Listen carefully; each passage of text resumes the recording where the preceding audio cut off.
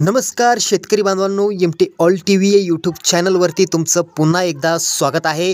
मुख्यमंत्री देवेंद्र फडणवीस ॲक्शन मोडवर पीक विमा वाटप पहा संपूर्ण बातमी। खरीप 2023मध्ये शेतकऱ्यांना फक्त 25% पीक विम्याचं वाटप झालं, मात्र उर्वरित 75% पीक विम्याचं काय झालं असा प्रश्न थेट मुख्यमंत्री देवेंद्र फडणवीस यांनी पीक विमा कंपन्यांना विचारला।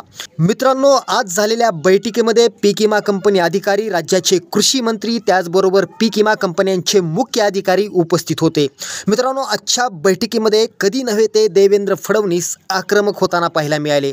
मित्रांनो, या बैठकीमध्ये थेट देवेंद्र फडणवीस यांनी कंपन्यांना इशारा देत येत्या 2 दिवसात शेतकऱ्यांच्या खात्यावरती 75% रक्कम वर्ग करा असा इशारा देवेंद्र फडणवीस यांनी दिला।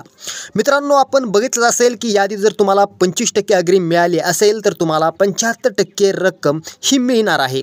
मित्रांनो, आता ही कोणत्या कोणत्या पिकासाठी लागू करण्यात आली आहे ते पहा। बघा, सोयाबीन आणि कापूस या पिकासाठी हा 75% पीक विमा दिला जाणार आहे। येत्या 2 दिवसामध्ये शेतकऱ्यांच्या खात्यावरती जमा केला जाणार आहे।